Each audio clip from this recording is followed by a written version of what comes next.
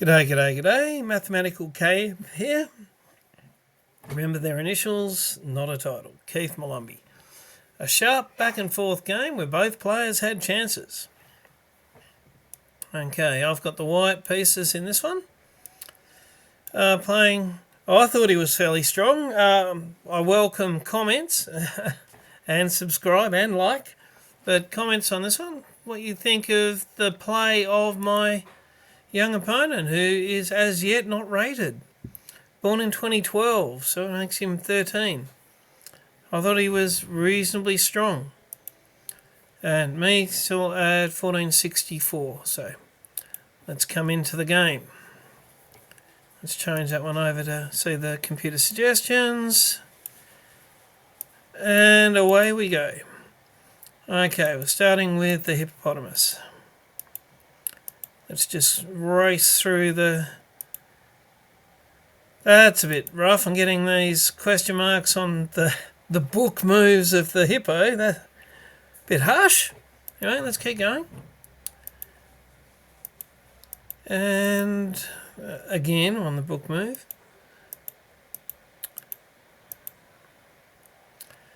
You might say usually the B pawn would come here. However, it's a fairly standard water horse opening manoeuvre to, if it comes with tempo, move the pawn 2 squares.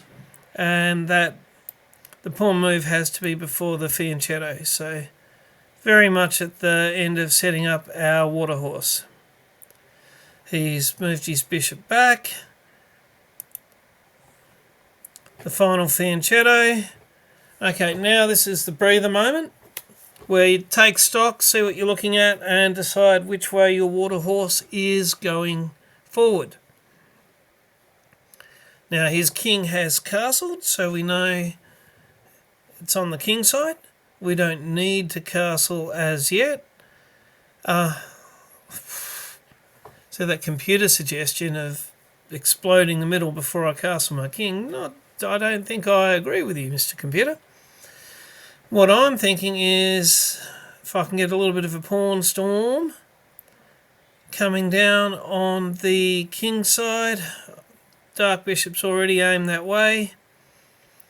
With luck, we might trap a bishop or a knight.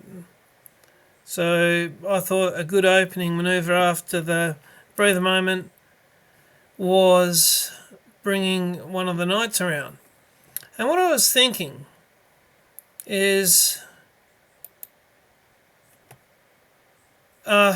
in Solomon's course, you've got 1, 2, 3, 4,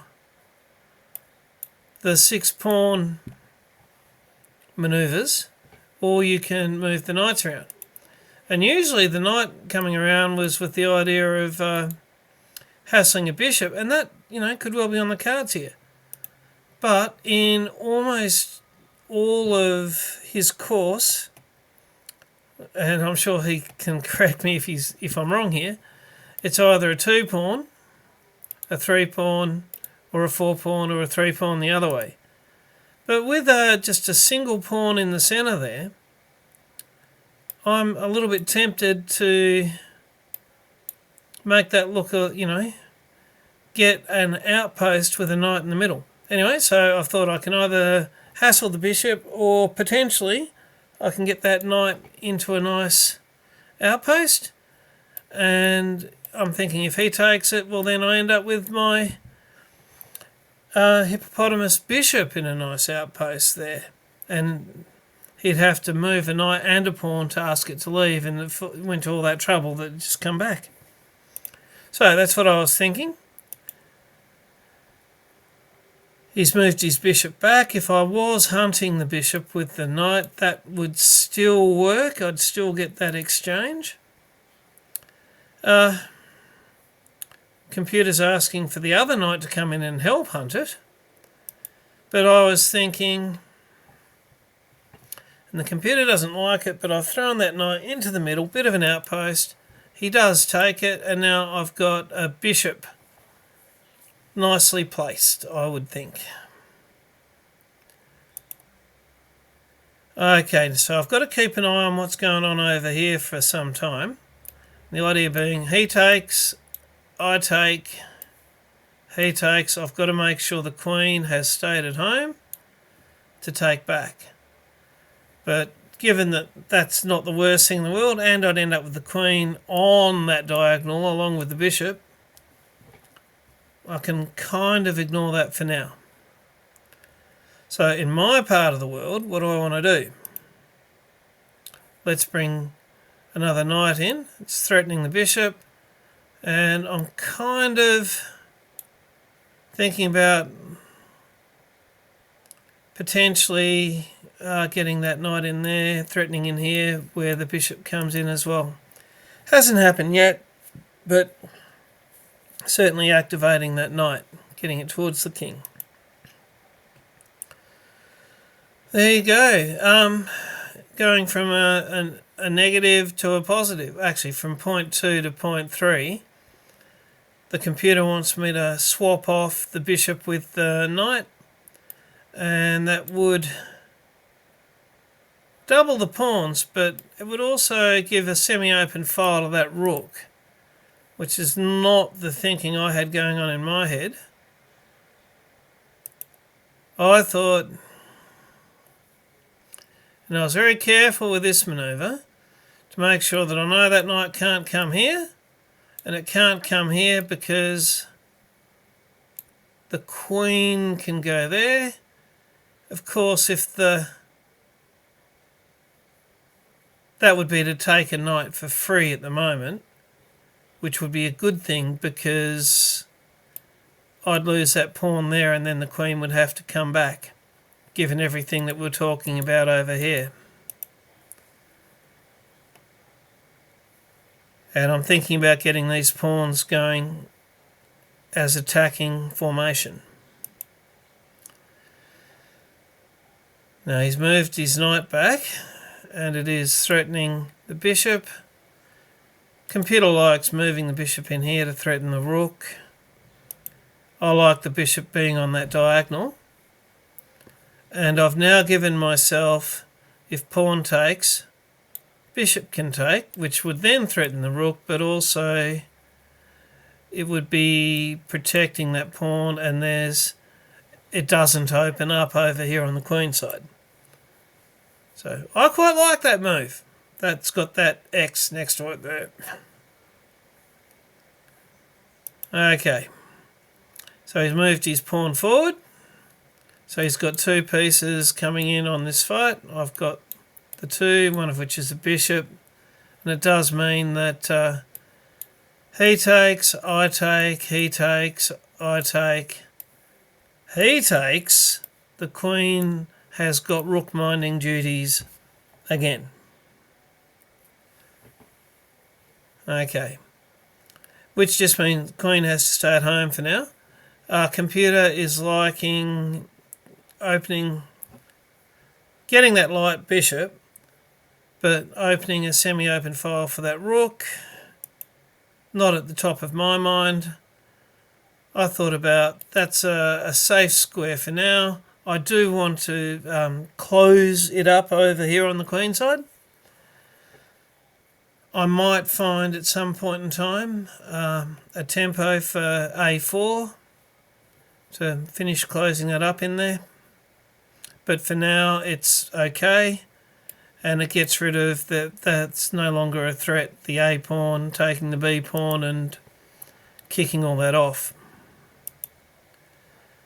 He's moved his bishop back. It was called a good move. You've got to, computer doesn't like it, but you've got to give your opponents a chances to go completely wrong. It's unlikely to happen. Again, my young opponent is unrated, but he's not going to let me. Only we've taken a knight each. He's not going to let the next thing be queen takes pawn checkmate. So a couple of ways he can stop it, but it is getting the queen towards his king. And the method he's used to take it, not a good one. Let's see, I don't think I saw this tactic. Queen takes, let's make me a bit smaller. It's +3 if I do this thing. If I take this pawn, look at the little board now. Get this a bit smaller.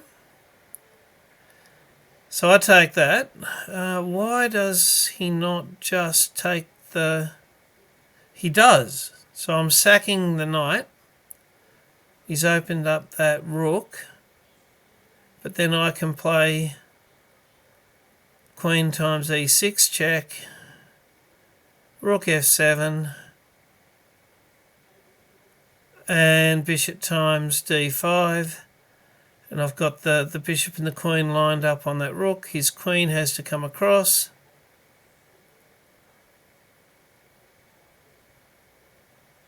And then I play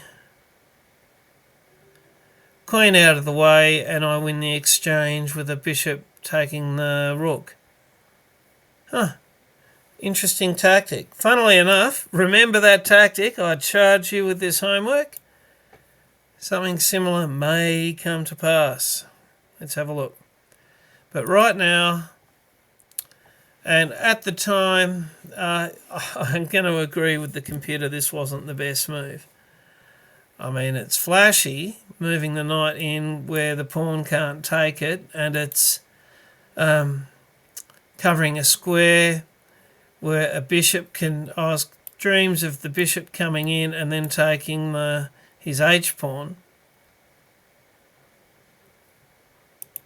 But, yeah, f5, quite the move. And he, again, my unrated 13-year-old opponent, he's found the good move. The great move, in fact.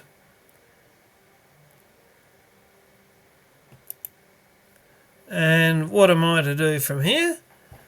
I think I got out of this in as good a shape as I could. Computer, there's not much in between these moves. Queen f3, backing it out. Queen to d1. Oh, really backing it all the way out. Or queen e2. So the computer very much likes the queen backing out on somewhere on that diagonal. And of course, you're giving up. You know you're going to be losing that knight. Let's see. And they're minus 2.9. I had a little bit of an idea that was a little more aggressive. Let's see how bad it is. It actually got a thumbs up. And -3. So pretty much the same rating. And I like this because should he decide to grab the piece, I can grab his h-pawn and have my queen very close to his king. I like it out of all of my, choices. He does. And the best move is queen takes h6. So he's picked up a knight, so I'm down a piece. I do still have 8 pawns. For what that's worth. Actually, we'll end up seeing what pawns can be worth. So I've grabbed the h-pawn. Okay, he's threatening my dark bishop with his d-pawn. And Dennis here is going to threaten my bishop for a few moves in a row. It's the defence where you can't take my bishop because of other little things like check, which was actually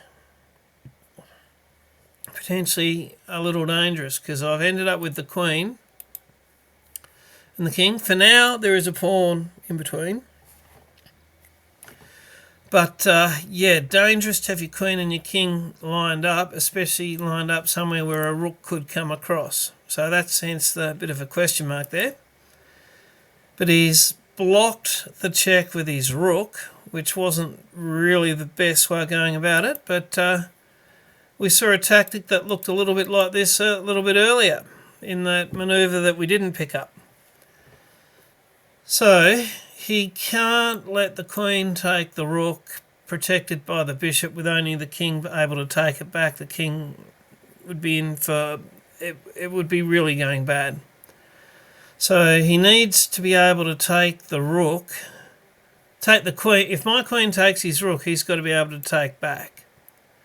And it's our manoeuvring has pulled it back to minus 1.7, and that's with him playing queen e8 for that move. And it's called a great move because it was the only good move and you found it sort of a deal. And the way I figure this is if I get the queens off, he has to take back with that one.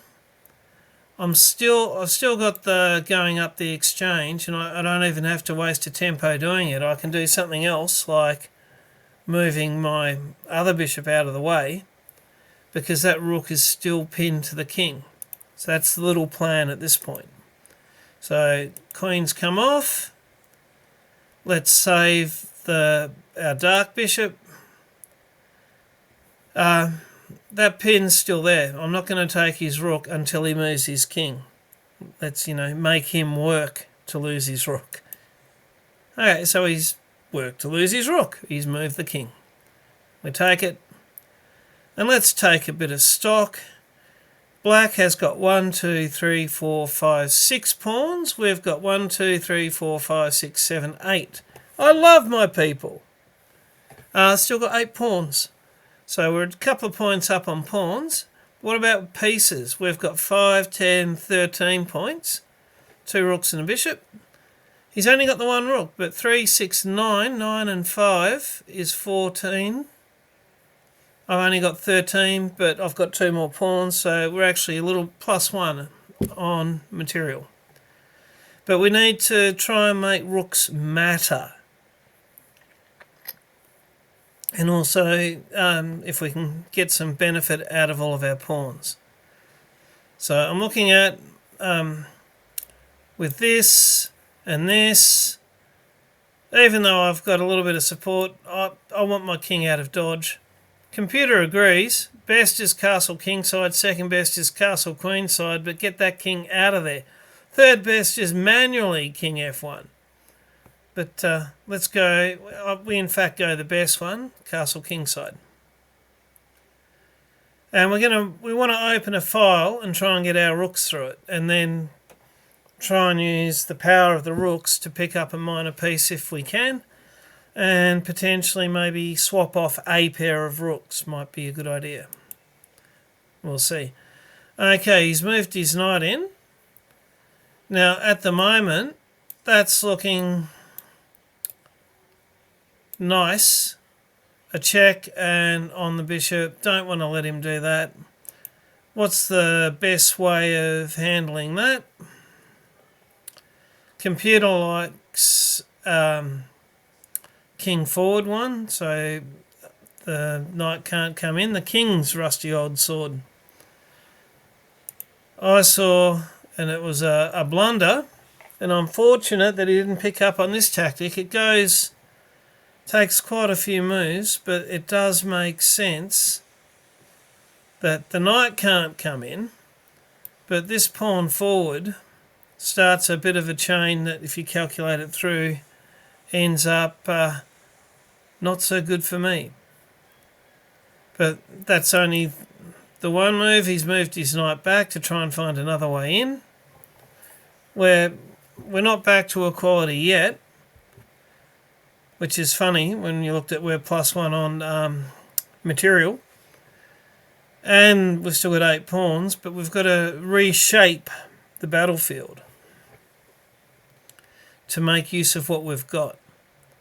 And I thought, computer doesn't like it. He's not going to take it with his rook.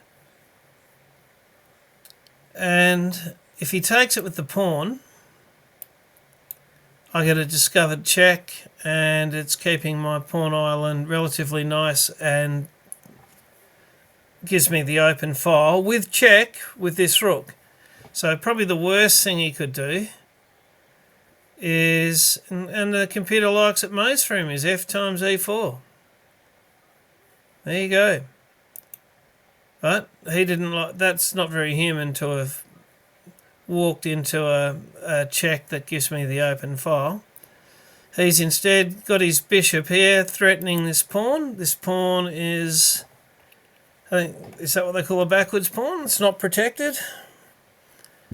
But I like it here.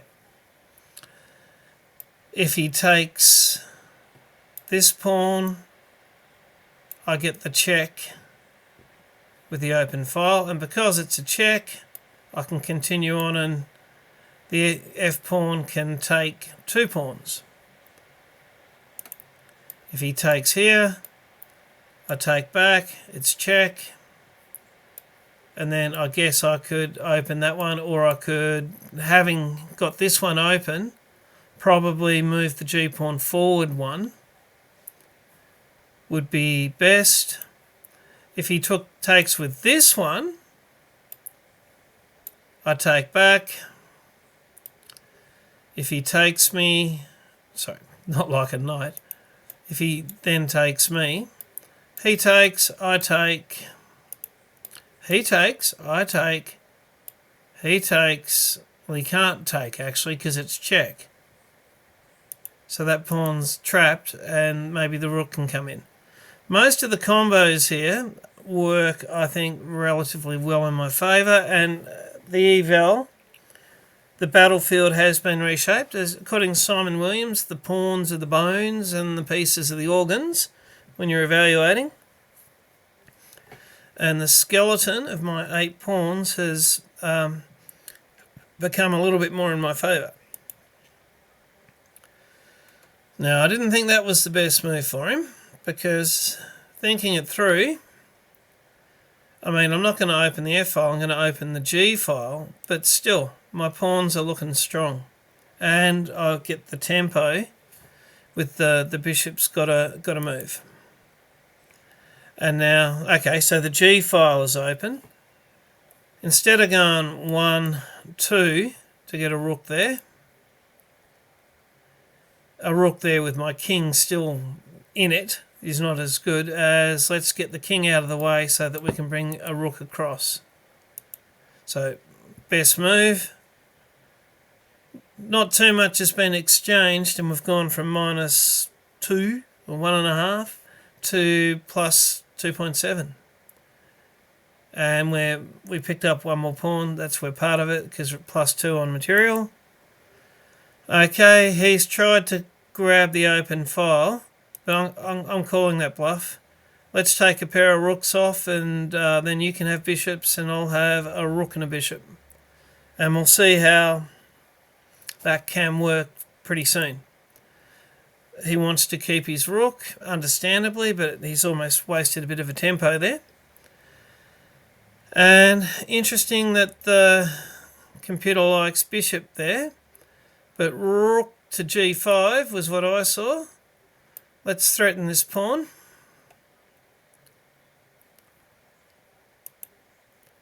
He's come in to protect the pawn. Okay, so potentially, if nothing else happens, what if I could get this rook here with a check and then win that bishop? I mean, I know we were talking about winning that pawn, but let's bring and double the rooks, so we're threatening this. Okay, so he's not going to let that happen. And I was thinking about it. I wouldn't mind a pair of rooks coming off, but I can bring my G1 rook across to E1 because I don't mind this too much, because apart from anything else, I get back to having only the one pawn island. 1, 2, 3, 4, 5, 6, 7. Only the one pawn island, 2 with a double pawn in there, with all 8 pawns, and we're at move 36. Be interesting to know how deep in moves a game has gone with a player maintaining all 8 pawns. I don't think we're record breaking, but that would be an interesting question. So having said that, he could swap the rooks off and fix my pawns, It would let his H-pawn have some freedom, but we'll see. And even after it fixed my pawns, the knight would need to move. And if the knight needs to move, I would then be able to play check and win that bishop.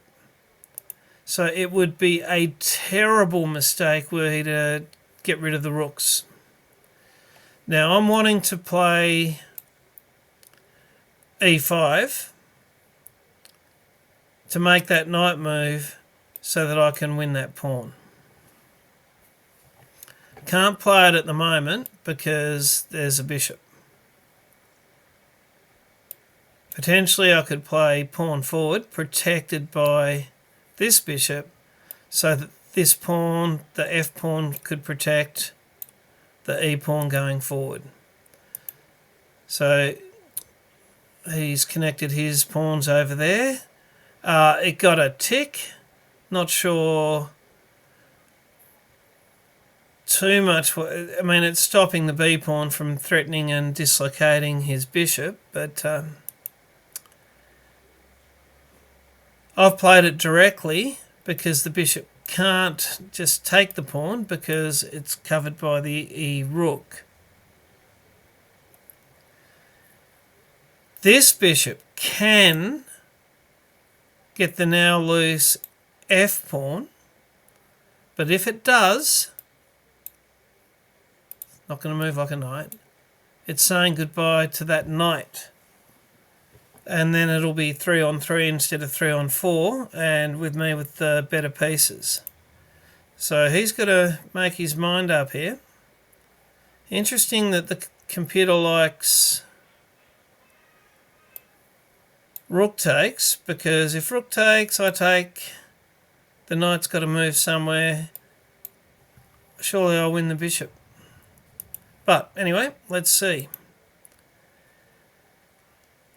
He's brought it so he can get the other rooks off. That's interesting, and the computer's probably right.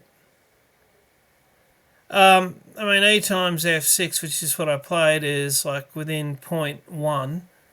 But moving my E rook to G would remake that threat of winning the dark bishop over there. But for now, let's just win the knight. He takes off the pair of rooks. I take with the bishop because, keep the king towards the centre. It might come in handy. His king gets to take the pawn. We're up 4 points of material. And now, this is almost like if there are phases in this game, this final phase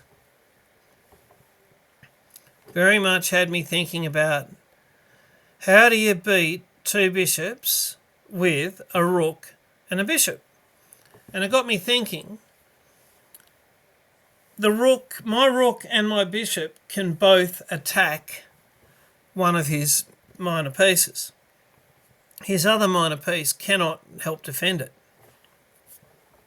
Bishops won't shake hands. But for now, the king's come in. I'll say goodbye to the F pawn, and I think I've got more pawns than he does. I think it's more important to get rid of the H pawn. And it's almost a case of gradually removing hope. So we take, he takes with the bishop.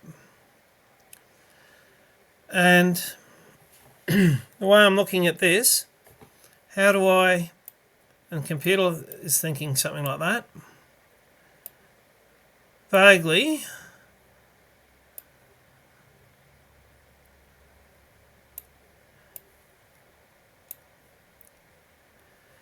If I can get, I need to, even if I don't win this bishop, this little plan will let me win the B pawn. Because I'll have a rook threatening the B pawn and threatening the bishop. The bishop cannot get protected by the king or his friend, the other bishop. If he wants his bishop to keep an eye on the pawn that it's trying to protect, he has to go here. But my bishop's already there looking at that square. So his bishop has to go somewhere on this diagonal, and the rook wins the pawn. Once I start winning these pawns, it should be all over. I should be able to get a pawn through.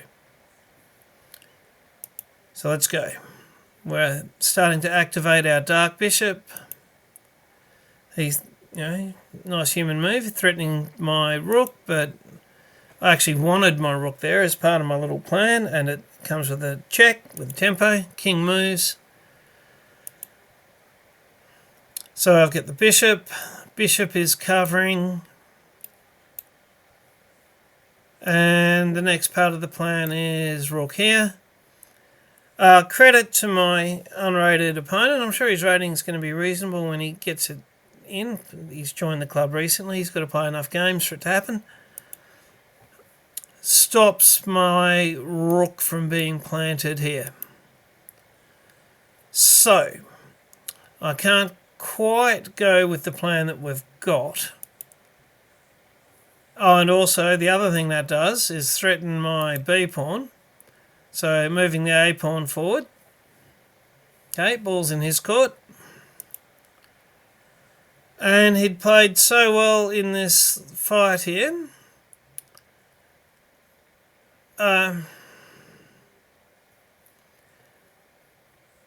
I could have... That was a little bit of a mistake. I could have just straight up taken that bishop. But... And to make it a little bit more overwhelming, the rook is threatening both.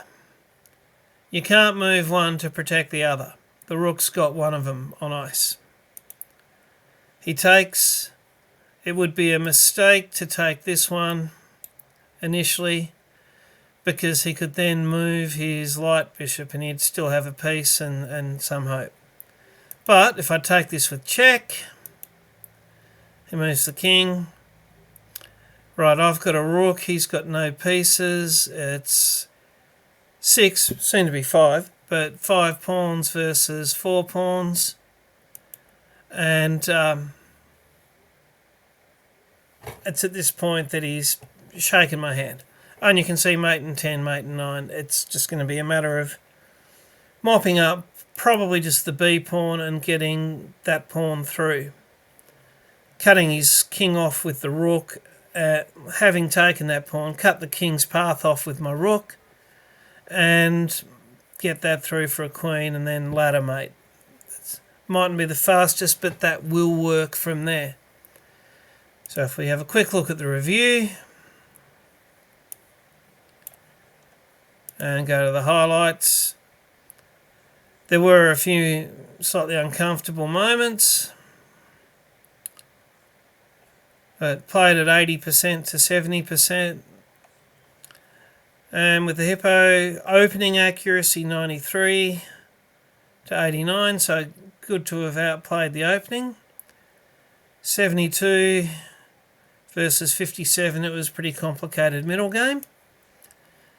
But that was, chalked that one up as another win for the Water Horse.